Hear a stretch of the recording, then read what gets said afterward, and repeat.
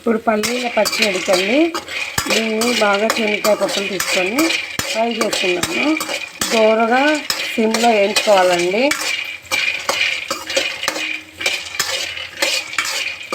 5 minutes కన్నా ఎక్కువే పడతాయండి, ఎందుకంటే సిమ్లో పెట్టాము కాబట్టి.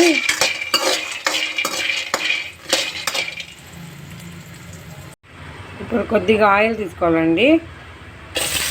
పచ్చిమిర్చి వేయాలా, కొంచెం స్పైసీగా ఉంటేనే బాగుంటుందండి పచ్చడి.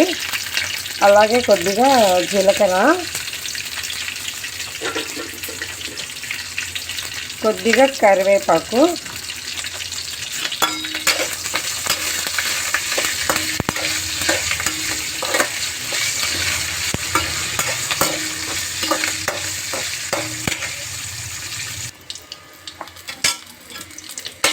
బాగా వేగిపోయాయండి. అంతలోపల మనం కొద్దిగా చింతపండు నానబెట్టుకుందాము. ఇప్పుడు ఒక గిన్నెలోకి ఇంత చింతపండు సరిపోతుందండి. కొంచెం వాష్ చేసుకొని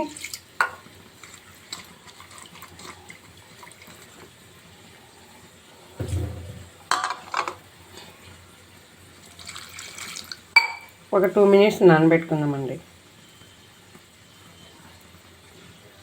ఇదే ఆయిల్లో కొద్దిగా 2 చిన్న టమాటాలు తీసుకున్నామండి. అవి దోరవి అవసరం లేదండి, కొద్దిగా మాగినవి తీసుకుంటే బాగుంటాయి. రెడ్గా 2 టమాటాలు సరిపోతాయండి. ఇవి బాగా మగ్గనివ్వాలండి టమాటాలను.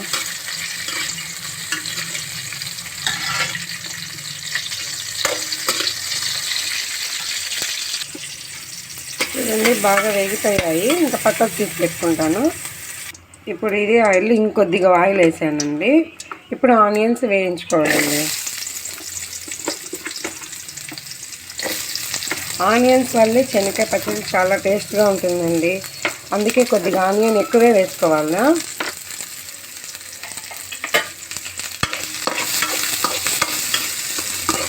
ఇవి మిక్సీలో వేయాల్సిన అవసరం లేదండి. శనగకాయ పచ్చడి అంతా గ్రైండ్ చేసినాక ఈ పక్కన తీసి పెట్టుకున్న బౌల్లోకి ఆ శనగకాయ పచ్చడిని యాడ్ చేసుకోవాలండి. దీన్ని గ్రైండ్ చేస్తే టేస్ట్ పోతుందండి, మెత్తగా అయిపోతుంది. ఇది పంటికి బాగా తగులుతూ ఉంటాయి. ఆనియన్స్ తినేటప్పుడు చాలా టేస్ట్గా ఉంటుంది. మీరు కూడా ఒకసారి ట్రై చేసి చూడండి. చూడండి బాగా వేగిపోయాయి. ఇంకా స్టవ్ ఆఫ్ చేస్తున్నాను. మిక్సీ జార్లోకి పల్లీలు తీసుకున్నానండి.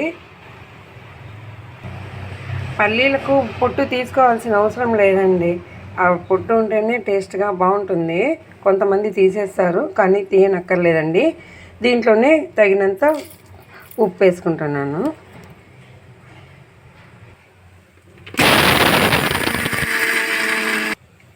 ఇలా మెరిగిన తర్వాత మనం పచ్చిమిర్చి, కరివేపాకు, జీలకర్ర వేయించుకున్నాం కదండి, ఇది వేసి గ్రైండ్ చేసుకుందాము. ఇలా గ్రైండ్ అయిన తర్వాత చింతపండు నానబెట్టుకున్నాం కదండి, అది కూడా వేసేసుకోవాలి విత్ వాటర్తో సహా. ఇప్పుడు టమాటో కూడా వేసేసుకున్నానండి. ఇలా ఆనియన్స్ తీసుకున్నాం కదండి, దీంట్లోకి మనము గ్రైండ్ చేసుకున్న పచ్చడి అంతా దీంట్లో వేసుకోవాలా. ఇప్పుడు చూడండి ఈ పచ్చడి చాలా టేస్ట్గా ఉంటుందండి. ఇంకా మనం రోట్లో దంచుకున్నామంటే ఇంకా దానికి తిరిగే ఉండదు. ఈ పచ్చడి రైస్లోకి, చపాతీ, జొన్న రొట్టెలకి చాలా టేస్ట్గా ఉంటుందండి. ఒకసారి మీరు కూడా ట్రై చేసి చూడండి, ఎలా ఉంటుందో ఒక కామెంట్ చేయండి. ఓకే అండి, ఈ పల్లీల పచ్చడి మీకు నచ్చినట్లయితే సబ్స్క్రైబ్ చేయండి, ఒక లైక్ చేయండి please. Thank you. Good morning అండి. మీకు మళ్ళీ మీ ముందుకు సుమా కిచెన్స్ వచ్చేసింది విత్ పల్లీల పచ్చడి. ఇది రైస్లోకి, చపాతీలోకి, జొన్న రొట్టెలోకి చాలా టేస్ట్గా ఉంటుందండి. దోశలోకి కూడా చాలా బాగుంటుందండి. ఇడ్లీలోకి, దోశలోకి చాలా బాగుంటుంది. ఈ పచ్చడి ఎలా చేయాలనో నేను చేసి చూపిస్తాను.